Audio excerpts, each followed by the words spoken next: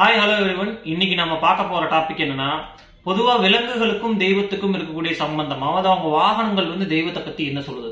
உண்மையை சொல்ல போனா வாகனங்கள் ஒரு லெவல்ல இந்த வாகனத்தை நீங்க புரிஞ்சுக்கிறது மூலமா தெய்வத்தோட பாதித்தன்மையை நீங்க புரிஞ்சுக்கலாங்கிறது ஒரு குறிப்பிட்ட லெவல்ல உண்மைதான்.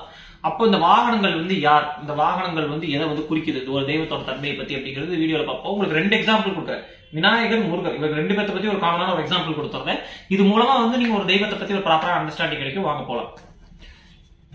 ஃபர்ஸ்ட் எல்லாத்துக்கும் ஃபேவரட்டான 2 பேர்த்தையுமே பத்தி பேசுறதுனால ஃபர்ஸ்ட் கணபதியில இருந்தா இருப்பேன். கணபதியில இருந்து எல்லாரையும் தொடர்பாங்க. சோ கணபதியா இருக்கும். உங்க ஃபேவரட் முருகர் அடுத்தது வருவாங்க.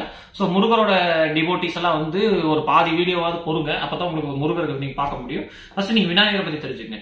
விநாயகர் எடுத்துக்கிட்டோம்னா எலி வாகனம். இந்த எலி வாகனம் எதை குறிக்குது?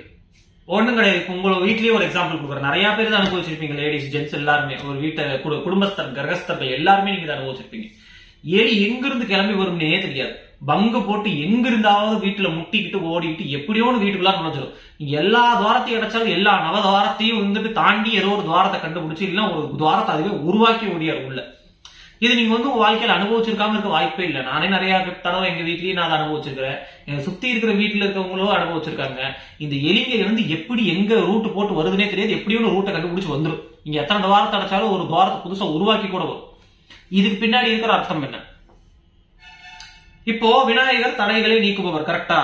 தடைகளை நீக்கிறதுக்கு உங்களுக்கு ஒரு குணாதிசயம் வேணும். என்ன? உங்களுக்கு தடையை தாண்டி போகக்கூடிய இந்த எபிலிட்டி.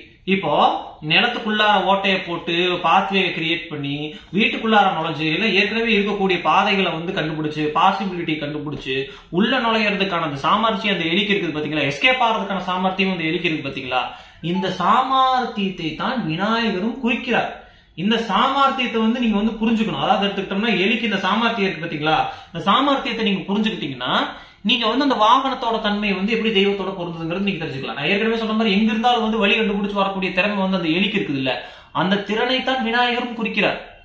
என்ன அவர்கிட்ட நீங்க தூக்கி போட்டாலும் அதுக்கான வழியையும் மார்க்கத்தையும் கண்டுபிடிச்சு வந்துருவாரு. எத்தனை பிரச்சனையை நீங்க ஒருத்தையும் தூக்கி போட்டாலும் அதாவது அந்த பிரச்சனைகளுக்கு மீண்டு வரதுக்கான மார்க்கத்தை கண்டுபிடிப்பாரு. எப்படி எலி பங்கு போட்டு உள்ள வந்துருதோ, எப்படி அது ஒரு ரூட்டை போட்டு கண்டுபிடிச்சு வீட்டுக்குள்ள நுழையறதுக்கு கண்டுபிடிக்கணும்னா வந்துருதோ, அதே மாதிரி விநாயகரும் ப்ராப்ளமுக்குள்ளார சொல்யூஷனை கண்டுபிடிப்பார்.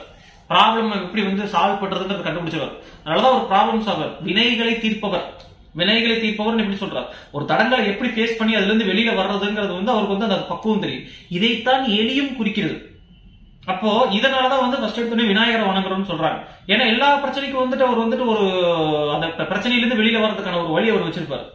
எலி மாதிரி எலி எப்படி வீட்டுக்குள்ளார போறதுக்கு ஒரு வழி வச்சிருக்கோ, அதே மாதிரி விநாயகர் அந்த பிரச்சனையை உள்ள பூந்து எப்படி சரி பண்ணணுங்கிறதுக்கான வழி வச்சிருப்பாரு, அதுக்கான நுணுக்கம் வச்சிருப்பாரு. இதுதான் எலி குறிக்குது. இப்ப முருகருக்கு போவோம். விநாயகருக்கு பல டைமென்ஷன் இருக்கு. பட் இது ஒரு சிம்பிளான விதத்துல விளக்குற எலி எப்படி விநாயகரோட சேர்றது அப்படின்னு. ஓகேவா? இன்னொரு விநாயகருக்கு பல ரூபங்கள் இருக்கு. அந்த ஒரு ரூபத்துக்கு ஒரு வாகனங்கள் வரும். ஒரு இதுல எடுத்துக்கிட்டீங்கன்னா சிங்கம் அவருக்கு ஒரு வாகனம் வரும். ஒரு இதுல ஒரு மாதிரி வரும் வைங்களே. சோ மயிலே கூட ஒரு சில விநாயகரோட அவதாரத்துல வாகனமா இருக்கு. மயூரேஸ்வர கணபதி அப்படிம்பாங்க. மயூரேஸ்வர கணபதி எடுத்தீங்கன்னா அவருக்கு மயில் தான் வாகனம். முருகரோட வாகனமே வந்துடும். சோ விநாயகருக்கே பல வாகனங்கள் இருக்கு. சோ அதுக்குள்ள நம்ம போக வேண்டாம். ரொம்ப பிராடரான டாபிக். பட் காமனான வாகனம் எலி, அதுக்கு அந்த தன்மை. முருகருக்கு எடுத்துக்கும். முருகருக்கு மயில் வாகனம். மயில் எதை குறிப்பிடுகிறது? மயில் வண்ணத்தோகை வச்சிருக்குதா? இந்த வண்ணத்தோகை எது குறிக்குதுன்னா அவரோட மயில் இறகு பாத்தீங்கன்னா ரொம்ப கலர்ஃபுல்லா இருக்கும். இது எதை குறிக்குதுன்னா உங்க லைஃப்ல இருக்கக்கூடிய பன்முகத்தன்மையை குறிக்குது. முருகர் எடுத்துக்கிட்டீங்கன்னா பன்முகத்தன்மையை குறிக்கக்கூடியவர். இப்போ ஒரு மனிதனா உங்களுக்கு ஒரு அடையாளம் மட்டும் கிடையாது. உங்க குடும்பம் ஒரு அடையாளம், உங்க கரியர் ஒரு அடையாளம், உங்களுக்கு தனிப்பட்ட ஒரு அடையாளம், அதுக்கப்புறம் உங்களுடைய ஆசாபாசங்கள் ஒரு தனிப்பட்ட அடையாளமா வரும். அதாவது இப்போ ஒருவேளை உங்க கரியரோட உங்க ஆசாபாசங்கள் ஒட்டுல, நீங்க ஆசைப்பட்ட கரியர் நீங்க எடுக்க முடியல, நீங்க பிழைப்பு ஓட்டுறதுக்காக நீங்க ஒரு கரியர் எடுக்கிறீங்க. ஆனா நீங்க ஆசைப்பட்ட கரியர் வேறனா அது ஒரு தனி அடையாளம். இந்த மாதிரி ஒரு மனிதனுக்கு எப்பவுமே ஒரு தன்மை கிடையாது. பல தன்மைகள் இருக்கு, பல ஆசைகள் இருக்கு, பல தேவைகள் இருக்கு. சோ இது பன்முகத்தன்மை குறிக்கும். இதைத்தான் மயில் குறிக்குது. மயில் கலர்ஸ் குறிக்குது, நிறைய ஸ்பெக்ட்ரம் குறிக்குது.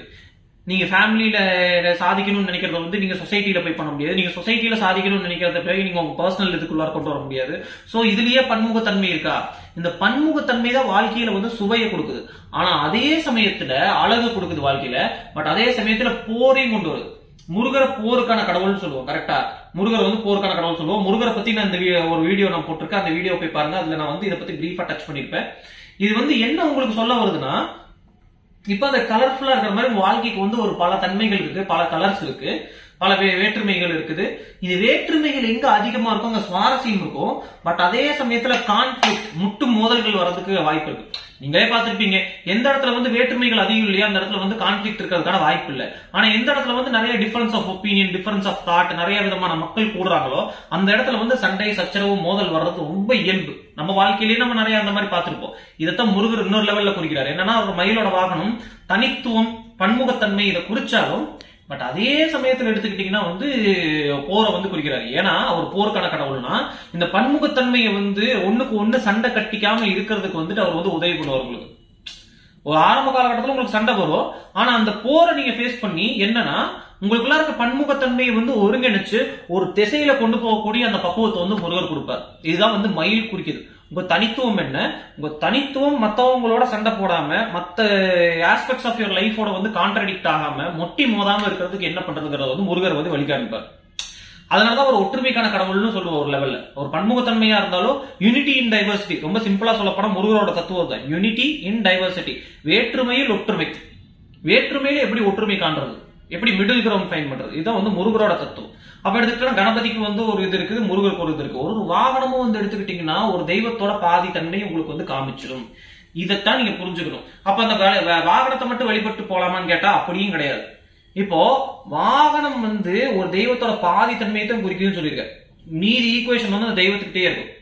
எப்படி இந்த விலங்கு தன்மை வந்து தெய்வத்தன்மையா மாறுது அப்படிங்கிற இந்த ஜேர்னியை தான் வந்து இந்த வாகனமும் அந்த தெய்வமும் குறிக்குது. இந்த விலங்கோட தன்மை எல்லாத்துக்குமே இருக்கும். உங்களுக்குள்ளாரையும் இருக்கு, எனக்குள்ளார இருக்கு, எல்லாத்துக்குள்ளாரையும் விலங்கோட தன்மை இருக்கு.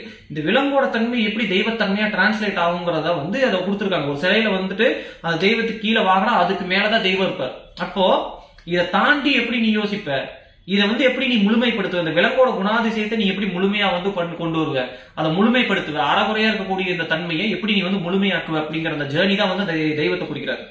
இந்த இன்சைட்டோட விடைபெறுகிறேன். நல்லா ஞாபகத்தில் வச்சுக்கோங்க, தெய்வ உபாசனையில விலங்கு வந்துட்டு ஒரு பாதி ஈக்குவேஷன் காமிக்குது, மீதி பாதி ஈக்குவேஷன் தெய்வம் காமிக்கும். இது புரிஞ்சுக்கிறது மூலமா நீங்க தெய்வ உபாசனையில வந்துட்டு ஒரு தெளிவு கிடைக்கும். சும்மா ஏதோ ஒண்ணு கொடுத்துருக்காங்க, அது காரணம் இல்லாம கொடுத்துருக்காங்க, இது மூட நம்பிக்கை நீங்க நினைக்காம இது பின்னாடி இந்த தாத்பரியம் இருக்குங்கிறத அண்டர்ஸ்டாண்ட் பண்ணி நீங்க வந்துட்டு தெய்வ உபாசனை அப்ரோச் பண்ணுங்க. அது மூலமா உங்களுக்கு ஒரு கிளாரிட்டி கிடைக்கும். அத்துடன் இந்த வீடியோ நிறைவு செய்கிறேன். தேங்க்ஸ் ஃபார் வாட்சிங் this video guys. I will see you in the next video. Bye.